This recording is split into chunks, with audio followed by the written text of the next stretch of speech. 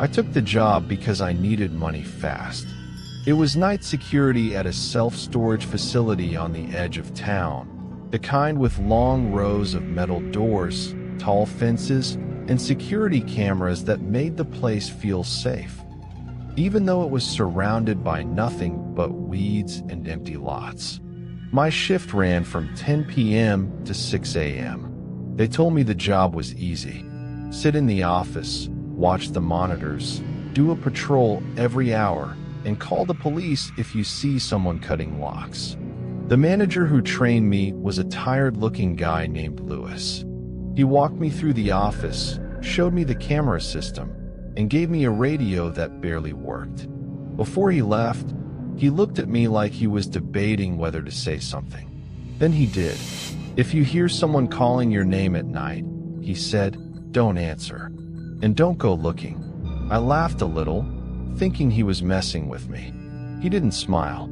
"I'm serious," he said. "Just don't." My first week was quiet. Boring, even. The storage facility felt dead at night. The sodium lights along the fence buzzed and blinked. The wind made the metal doors creak and pop like someone tugging them lightly. The cameras showed endless empty hallways between units, the same angles repeating, like the facility was a maze designed to make you feel lost. Around 1 a.m., a train would pass in the distance. Around 3 a.m., coyotes would howl sometimes. But nothing happened until a rainy Tuesday night. It was about 2:40 a.m. when the office phone rang. That shouldn't have happened. Nobody called the storage office at that hour. The line was mainly for daytime customers. I stared at it for a few seconds before picking up. "Storage office," I said. On the other end, there was silence. Then a soft sound, like breathing. I listened. "Hello?" I asked. Still nothing, but the breathing got louder. Then, faintly, I heard something else like a wet clicking sound. Not quite a mouth, not quite a tongue. I hung up. A few seconds later, the phone rang again. I didn't answer. I just watched it ring until it stopped. And then, from outside the office, I heard it. A voice. My voice. "Hey." It called out casually, right outside the door. "You there?" Froze so hard I felt sick. Because nobody else was in that office with me. And I hadn't spoken those words out loud. The voice came again, closer. My voice, but wrong somehow. Like it had been recorded and played back through something damp. "Open up." I didn't move. I didn't breathe. Then there was a knock on the office door. Slow. Controlled. 3 taps. I stared at the camera monitor that showed the office entrance. No one was there. The walkway outside the office was empty. But the knocks continued, like invisible knuckles. 3 taps. Pause. 3 taps. I grabbed the radio with shaking hands and tried to call the manager. Static. Then a garbled voice. "Don't answer," it was Lewis. Or at least, it sounded like him. But the words came stretched, broken up, as if the radio was chewing them. I tried again. "Lewis?" "Someone's at the door." Static. Then a clearer sound. My own voice again. "Come outside." The office lights flickered once. Just once. And on the monitor, the camera feed glitched, split into dark blocks, then returned. Something was standing in front of the office door now. It looked like a person, but the angle was wrong. Like it was too tall and too thin. It stood with its head lowered, as if reading the welcome mat. I couldn't see its face. The camera quality was grainy, but I could tell it was smiling. I don't know how I knew that. I just did. I backed away from the door. Then the office phone rang again, and the voice outside the door said, in my voice, perfectly calm, "You're supposed to patrol." I snapped. Panic took over. I grabbed my keys and ran into the back storage room of the office, the one with cleaning supplies and old paperwork. I locked myself inside, and that's when I heard footsteps. Not outside, inside the office. Slow footsteps on the tile, approaching the storage room door. I pressed my ear to the door, holding my breath, praying it was my imagination. Then I heard the voice again, not outside the office, right against the door. My voice, soft, whispering, "I can do your job better than you." The doorknob turned. It didn't open because I had locked it, but the knob turned like someone was testing it. Then everything went quiet. For a long time. When I finally forced myself to leave the storage room, the office was empty. The door was still locked. The phone was silent. But on the camera monitor, something had changed. Every camera view was showing the same thing, the inside of the office. From angles that didn't exist. Close-ups, as if someone had taken the cameras off the walls and held them right up to my face. And in each view, I could see myself, staring at the monitors. The feeds were delayed by a few seconds, like I was watching myself in the past. Then, in one of the feeds, the me on screen turned and looked directly into the camera. But I hadn't moved in real life.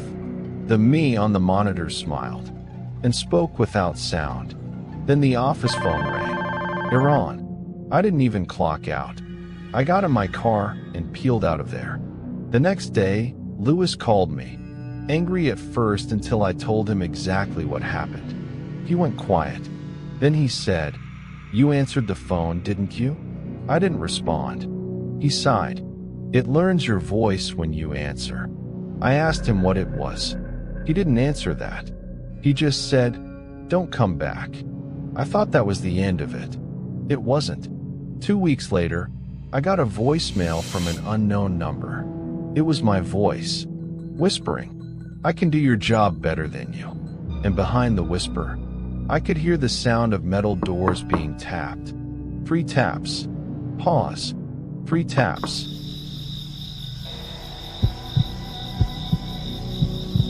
I was 21 when I worked nights at a hospital. I wasn't a nurse or anything like that. I was janitorial staff trash, mopping, cleaning closed wings. It wasn't glamorous, but it paid better than my other options, and the night shift had fewer people. Less stress. Or at least, that's what I told myself. Hospitals at night don't feel like normal buildings. During the day, they're loud and crowded. At night, everything gets stripped down to the essentials. Fluorescent lights, distant beeping, the soft squeak of wheels on tile. There were parts of that hospital that felt wrong, like you were walking through a place that remembered pain. The worst was the East Wing. It was mostly offices and old storage, and at night it was nearly empty. The lights were dimmer there. The air felt colder. You could go a full hour without seeing another person. The first time I noticed something strange, I was cleaning a hallway on the 4th floor around 1 a.m. I was pushing my cart past a row of closed doors when I saw a sign. It was one of those hospital room number signs, but it wasn't attached to a door. It was bolted to the wall, and it read, "For 17. That didn't make sense. The 4th floor patient rooms ended at 416. Everyone knew that. I checked my cleaning list. Number 417. I told myself it was an old sign someone forgot to remove. But when I got to the end of the hallway, I saw something that made my stomach tighten. A door. A real hospital room door. Room 417. It was slightly open, like someone had left it that way on purpose. I stood there for a full minute, staring into the thin crack of darkness. Then I pushed it open. The room was empty. No bed, no equipment, no monitors, no chairs. Just a clean, perfectly empty room, like it had never been used. The temperature dropped the moment I stepped in. I could see my breath, and then I heard a sound behind me, a soft scrape, like a shoe sliding slowly over tile. I turned, expecting to see another worker, but the hallway behind me was empty. The door to 417 was open wide, and the hallway lights flickered gently. I stepped back into the hallway and pulled the door shut. When I turned to leave, I stopped, because the sign that had been bolted to the wall was gone. The wall was smooth, as if it had never been there. I went back to my cart and tried to forget it. But the next night, I found the sign again. Same hallway, same place, and the door to 417 was open wider this time. This time, there was a bed inside, a hospital bed with clean white sheets, and someone sitting on it. A woman. She was wearing a hospital gown. Her hair was messy. Her face looked tired, like she'd been awake for days. She stared forward, not moving. I stood in the doorway, unsure what to do. My instincts told me to call a nurse, but something about the woman's stillness made me hesitate. I cleared my throat. "Ma'am." Her head turned slowly toward me. Her eyes were wide, glassy, and terrified. She whispered, "Don't let him know you saw me." I asked who. She didn't answer. Instead, she pointed at the ceiling. And that's when I noticed something I hadn't before. There was a speaker in the corner of the ceiling, like the kind used for hospital announcements. And it was playing a faint sound, a slow, steady breathing. Not mine, not hers. Another person's breathing. The lights flickered. The woman's mouth trembled. Then she whispered, "He comes when the elevator dings." Almost on cue, somewhere down the hall, I heard the elevator ding. The woman's eyes widened in panic. And then she slid off the bed fast, like she was trying to hide. I ran. I didn't even look back. I pushed my cart into the stairwell and locked myself inside, breathing hard like I'd just escaped something. After a while, I convinced myself I'd imagined it. Sleep deprivation, stress. The next morning, I told a nurse I trusted. I mentioned room 417. She stared at me like I'd said something illegal. Then she asked quietly, "Where did you hear that number?" I told her. She went pale. "That room was sealed off years ago," she said. "A patient died in there, and after that, staff started reporting things." I asked her what things. She didn't answer directly. She just said, "If you ever see the door open, don't go inside." That night, I tried to avoid that hallway. But around 3 a.m., while I was cleaning near the elevator doors opened by themselves. No one stepped out, but the elevator dinged. And I swear to this day, I heard breathing, coming from inside the elevator. Slow, wet, too close. I backed away. The doors stayed open, like it was waiting for me. Then, from somewhere above the elevator doors, the intercom speaker crackled, and a voice whispered my name. Not a nurse's voice, not a patient's. A voice that sounded like it had been recorded 100 times and played back through a broken speaker. "Come clean 417. I didn't come back after that. A week later, I got a letter from the hospital. It said the East Wing was being renovated, and that floor 4 would be temporarily closed. But the creepiest part? The letter listed which areas were being sealed. And on the list, right at the bottom, Room 417 removed from directory.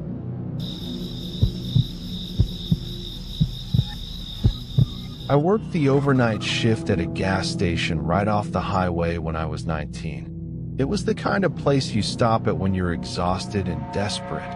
Bright lights, stale coffee, shelves full of snacks nobody should eat, and a bathroom that always smelled like bleach. The shift was 11 p.m. to 6 a.m. On weeknights, it was mostly quiet. A few truckers, maybe a late-night traveler, some drunk people who shouldn't have been driving. But there was one night that changed everything. It started with a car, a black sedan. It pulled into the lot at exactly 3:03 a.m. Not around 3, not about 3, exactly 3:03. I noticed because the register clock was right in front of me and I was staring at it, bored out of my mind. The sedan rolled in slowly and parked at pump 3. The driver didn't get out. I watched him through the glass. The interior of the car was dark, but I could see a shape in the driver's seat, sitting perfectly still. I waited. A minute passed. 2. Then the headlights turned off, and the car sat there, silent. I stepped outside, keeping my distance. "Hey," I called, trying to sound casual. "You need gas?" Nothing. I walked closer. The windows were tinted, but not enough to hide him. A man sat behind the wheel, staring straight ahead. His skin looked gray, like he was sick. His mouth was slightly open. He didn't blink. I backed away. The moment I stepped back toward the door, the car started. The engine turned over smoothly. Then it slowly reversed out of the spot and drove away. No gas. No words. No explanation. The next night, at 3:03 a.m., the same car returned. Same pump. Same still driver. This time, I didn't go outside. I watched from behind the counter. At 3:06 a.m., the driver's door opened. The man stepped out. He moved stiffly, like his joints didn't work properly. He stood beside the car and turned his head slowly toward the building. Toward me. Even through the glass, I felt that look. Like being seen by something that shouldn't see you. He raised a hand. Not waving. Pointing. At the security camera above the door. Then he got back in his car and drove away. I told my manager about it the next day. He shrugged and said, "Probably some weirdo." But his face looked uneasy when he said it. On the third night, the sedan returned again at 3:03. This time, the gas station lights flickered when it pulled in, and the register screen went black for a second, then came back. The man didn't move, but the longer I stared at him, the more I felt like something was wrong about the car itself. It looked slightly outdated, like an older model being kept alive too long, and the license plate was hard to read, like my eyes couldn't focus on it. At 3:05, the store phone rang. That never happened at night. Hardly anyone had the number. I picked up slowly. "Hello." Silence. Then a sound like distant traffic. And then my own voice. Whispering, "Don't look at him." I froze. "What?" I said. The line clicked dead. At that moment, I looked up. The man was no longer in the driver's seat. My blood turned to ice. I scanned the lot frantically. Then I saw him. Standing just outside the glass door, right under the bright light, staring directly at me. His face was clearer now. His eyes looked wrong, too glossy, like they didn't belong to a living person. His mouth moved slightly, like he was trying to speak, but no sound came out. He lifted his hand slowly and pressed something against the glass. A photograph. I leaned closer, heart hammering. The photograph showed the gas station, but it looked different. Older, dirtier, and in the photo, there were police cars outside, and a body covered with a sheet near the entrance. Right where he was standing now. My hands shook so badly, I nearly dropped the phone. I looked up from the photo. The man was smiling. Then the lights in the store flickered hard. The security camera feed on the monitor flashed static. And when it came back, the glass door was open. I hadn't unlocked it. I swear I hadn't. The man stepped inside. The air turned cold instantly. I backed away, bumping into the shelves. He walked slowly, like he was floating more than walking. He approached the counter, staring at me with those wet eyes. Then he spoke, in a quiet voice that sounded like it came from deep underwater.